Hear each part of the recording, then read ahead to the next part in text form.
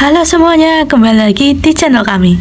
Untuk video kali ini aku akan bahas tentang hampir 200 tahun berlalu rahasia Beethoven DNA rambut. Bagi pecinta musik klasik, tentunya akan mengenal Ludwig van Beethoven. Lahir tahun 1770 sampai 1827, yaitu seorang komposer ternama dunia dengan hasil karyanya yang melegenda. Beethoven meninggal dunia di usianya yang relatif masih muda, yaitu 56 tahun, sekitar 196 tahun yang lalu. Walaupun sudah lama meninggal dunia, kehidupan dan kematian komposer ternama ini masih meninggalkan misteri. Apa sih misterinya? Yaitu nama Beethoven kembali mendunia ketika tim peneliti berhasil menguak sejarah penyakit dan penyebab kematiannya melalui analisa genome dari rambut Beethoven yang ditemukan di tempat tidurnya saat meninggal dunia. Secara teknis, DNA dapat diekstraksi dari jaringan akar rambut karena mengandung sel yang ada DNA-nya. Oleh sebab itu, apa yang dilakukan oleh kelompok peneliti ini membuka cakrawala baru karena berhasil menguak tidak saja riwayat kesehatan Beethoven, namun juga riwayat garis keluarganya. Selama ini, dari berbagai catatan terungkap bahwa sepanjang hidupnya, Beethoven memang mengalami berbagai masalah kesehatan yang mengarah pada kondisi yang cukup menyedihkan. Beethoven dikabarkan mulai kehilangan pendengarannya di usia 20-an dan menderita serangan muntah dan diare yang melemahkan terjadi secara berulang sepanjang hidupnya. Kemudian, seiring berjalannya waktu, Beethoven juga mengalami gejala penyakit hati yang berujung pada kematiannya di usia 56 tahun, tepatnya pada tanggal 26 Maret tahun 1827.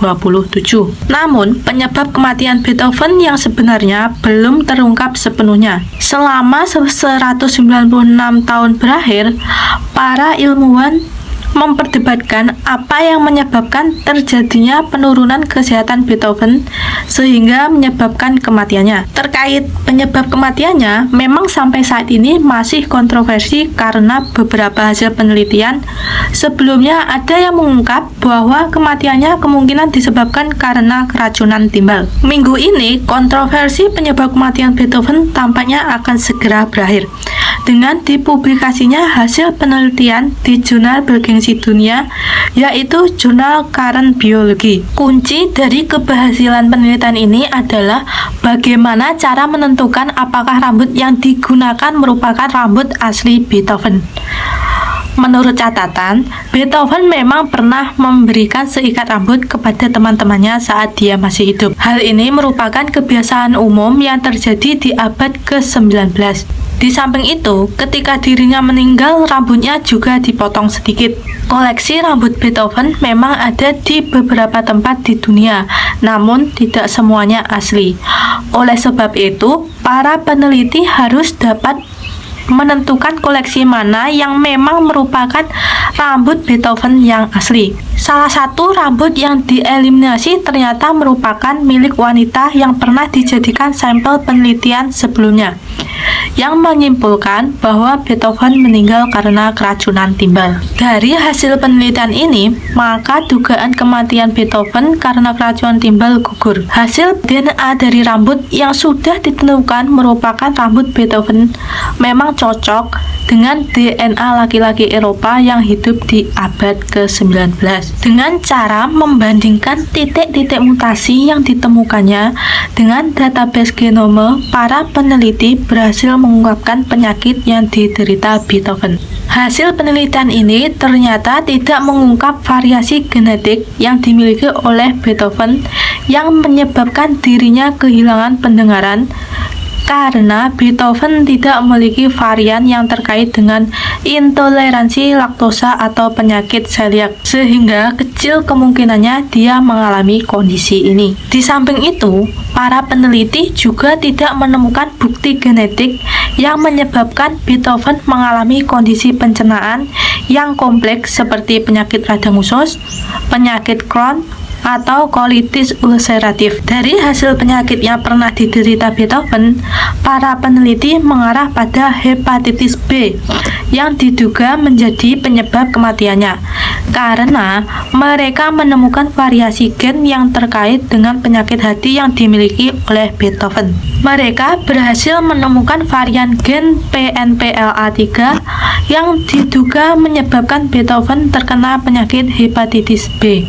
Walaupun penyakit itu tidak merupakan sebab akibat, namun keberadaan variasi gen PNPLAN3 ini jika dimiliki seseorang akan meningkatkan resiko terkena penyakit hepatitis B. Resiko terkena penyakit hepatitis bagi orang yang memiliki variasi gen PNPLAN3 ini akan meningkat jika lingkungannya mendukung, seperti mengkonsumsi alkohol.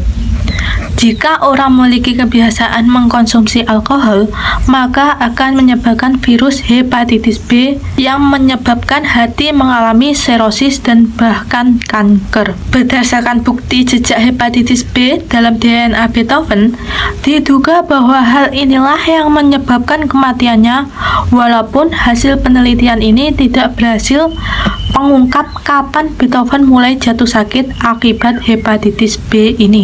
Kebiasaan Beethoven mengkonsumsi alkohol ini terungkap dari bukti komunikasi dirinya dengan teman-temannya yang menceritakan bahwa dirinya dapat menghabiskan hingga 1 liter anggur pada saat makan siang. Dari cerita Beethoven ini dapat disimpulkan bahwa Beethoven memang merupakan pencandu alkohol. Hasil penelitian DNA ini juga berhasil mengungkap rahasia keluarga Beethoven, di mana di antara tahun 1572 dan 1700 ada seorang anak laki-laki yang kemungkinan ayah Beethoven, lahir dari hubungan di luar nikah. Saat ini, perkembangan teknologi biologi molekuler yang sangat pesat dan dapat dimanfaatkan sebagai ilmu forensik untuk menelusuri mengungkap kasus penyakit melalui DNA, walaupun orang yang bersangkutan telah lama sekali meninggal dunia. Teknologi ekstraksi DNA juga mengalami perkembangan yang sangat pesat, sehingga misalnya memungkinkan para peneliti mengekstraksi DNA dari mumi yang telah meninggal ribuan tahun yang lalu. Dalam kasus Beethoven, dengan menggunakan teknologi ini, berhasil diungkap penyakit utama yang menyebabkan kematiannya, yang telah menjadi misteri selama 196 tahun yang lalu. Itulah tadi penjelasan tentang Beethoven yang akhirnya terkuak apa penyebab kematiannya seorang Beethoven. Semoga bermanfaat. Kalau kalian suka video ini, silakan klik like, komen, dan share ke teman-teman. Dan sampai jumpa di video berikutnya.